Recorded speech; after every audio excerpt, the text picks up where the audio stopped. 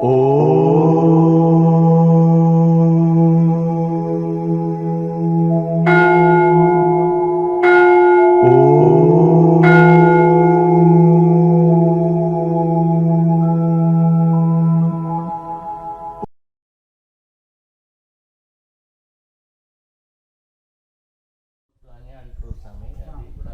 ఓంకారాన్ని జపిస్తారు కదా అంటారు.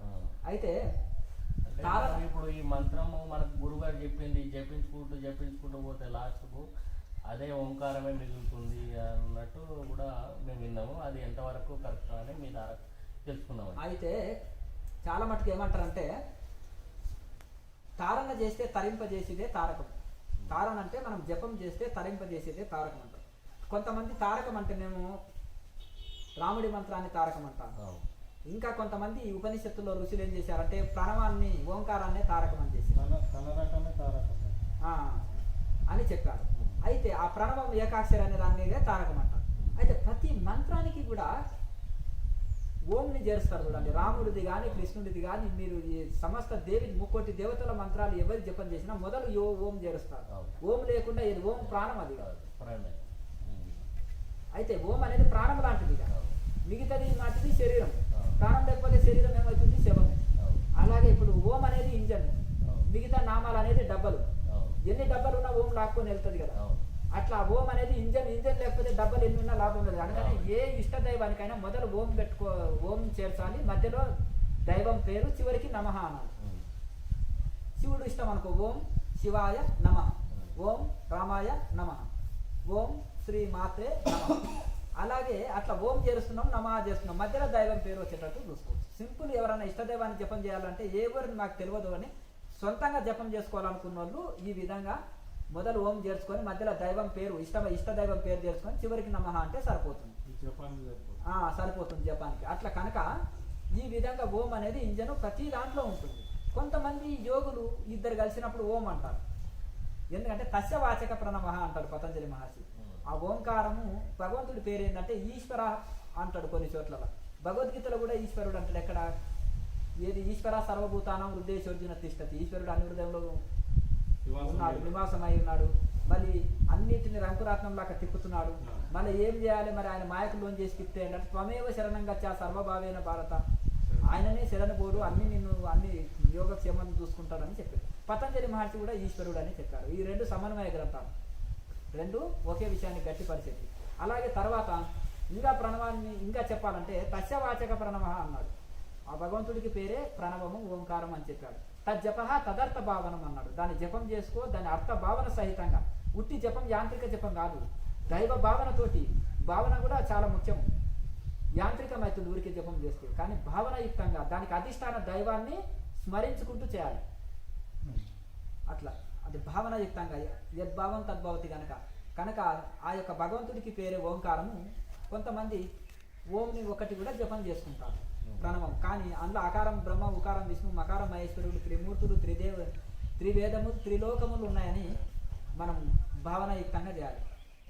అట్లా సృష్టిలో ప్రతిశబ్దం ఓంకారం కనుక ఆ ఓం భావనతోటి కూడా మీరు చేసుకోవచ్చు. భావం అనేది చాలా గొప్పది. ఒక దైవాన్ని జపం చేస్తున్నాం అనుకో, శివుడు కానీ రాముడు కానీ, ఆ భగవంతుల్లోనే భూమండలం అంతా ఉంది, బ్రహ్మాండం అంతా ఉంది, సమస్త దేవి దేవతలు, సమస్త సృష్టి అంతా ఆయనలోనే ఉన్నాయన్నారు. ఆయనకు భేదం చూపెద్దు, ఆయన ఒక గుళ్ళో విగ్రహం దాకా భావించవద్దు. ఆయన బ్రహ్మాండం అంతా నింపివేయాలి. ఇప్పుడు కృష్ణ పరమాత్మ విశ్వరూపం చూపెట్టినప్పుడు బ్రహ్మాండం అంతా శరీరంలో చూపెట్టాడు కదా. అలాగే మన ఇష్టదైవంలో కూడా బ్రహ్మాండం అంతా ఉంది. ప్రతి దేవి దేవతలు ఆయనలోనే ఉన్నారు. మరి ఇతరులకు ఇంకా భేదం చూపం కదా. అన్ని నేనే అన్నప్పుడు ఇంకా స్వామి గాంధీ ఏంటిది? అంత భగవంతుడే అన్నప్పుడు మరి ఆ ఇష్టదైవంలోనే సమస్తం ఉన్నాక మళ్ళీ ఇంకా దేనికి భేదం చూపుతావు? అన్ని జీవులు నా ఇష్టదైవ స్వరూపమే కదా, మళ్ళీ నేను దేనికి భేదం చూపుతా అని ఆ భావన నీకు దృఢమవుతుంది. అంటే నిజమైన భక్తి ఏంటంటే ప్రతి జీవులోని ఇష్టదైవం చూడడమే అది చాలా గొప్ప భక్తి అంటారు. భక్తికి నిదర్శనం ఏంటంటే ప్రతి జీవులోని ఇష్టదైవాన్ని చూడగలే. ఇప్పుడు మాల వేసినప్పుడు ఎందుకు స్వామి శరణమయ్యప్ప, ఓం నమ శివాయ, అలాగే ఒక్కొక్కరు వాళ్ళ ఇష్టదైవాన్ని ఎందుకు చెప్పుకుంటారు అంటే ఇష్టదైవంలోనే ఎదుటి వ్యక్తిని చూసి నమస్కరిస్తారని.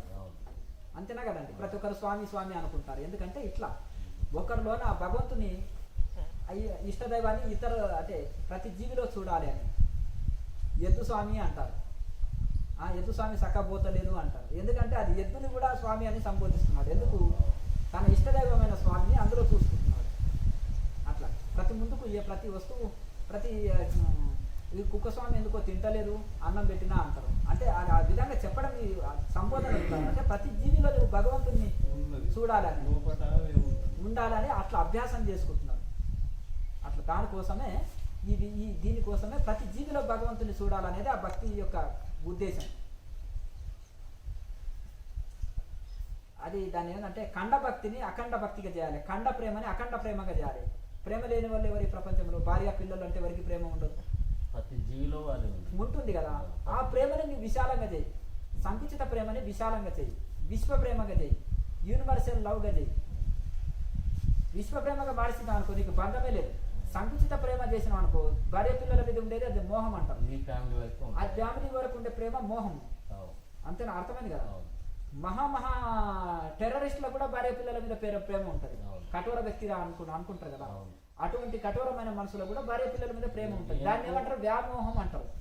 భార్య మీద పిల్లల మీద ఉండే ప్రేమని మోహం అంటారు. దాన్ని ఇంకా విశాలం చేస్తూ చేస్తూ విశ్వ ప్రేమగా చేసినాం అనుకోండి, అన్ని జీవుల మీద అదే ప్రేమ చూపుతాం అనుకో నీకు బంధమే లేదు. మనకు మనిషికి బంధం ఎందుకు కలుగుతుందంటే కొన్నిటి మీద ప్రేమిస్తున్నాం, కొన్నిటిని ద్వేషిస్తున్నాం. ఇదే బంధం. నీవు ఆ ప్రేమ చూపుతూ అన్నిటిలో సమప్రేమ చూస్తామనుకో సమత్వం యోగం ఉచ్యతే. ఆ సమభావం కలగడమే యోగం. సమత్వ బుద్ధి యోగములో ఉండాలి. ఆ సమభావంలోనే ఉండడమే యోగం. అన్నిట్లలో సమానంగా చూడడమే యోగము, ఆ భేదభావంతో చూడడమే రోగం. కనుక అన్నిట్లలో భగవంతుడిని చూస్తే మనకు అన్ని సమానంగా చూస్తే మనకు ఇంకా మనకు బంధమే లేదు ఇక ప్రపంచంలో. ఆ దానికోసమే ఈ జపతపాలు, ఈ సాధనలు, ఈ విచారణలు ఇవన్నీ కూడా. ఎందుకు చూడాలి అట్లా సమానంగానంటే అంత భగవంతుని స్వరూపమే. భగవంతుడు గాంధీ గడ్డిపోసం నుంచి బ్రహ్మ పర్యంతము అంత బ్రహ్మం కాని పదార్థం లేదు. జడము చేతనము రెండు కూడా పరమాత్మ స్వరూపమే అని మనకు అందులో చెప్పడం జరిగింది. కనుక ఈ విధంగా ఇట్లా విచారణతోటి సాధనతోటి నిరంతరం చేయగా కొన్ని రోజులకు మనకు అది దృఢాభ్యాసం అయిపోతుంది. ఏదైనా పని నేర్చుకోవాలంటే రోజు అభ్యాసం చేస్తేనే కదా వస్తుంది. ఇది కూడా రోజు సాధన చేయగా ఆ దృఢాభ్యాసంలో అది స్వయం అనుభవం పొందుతాం. ఇంకేమన్నా ఉన్నాయా సందేహం? మనము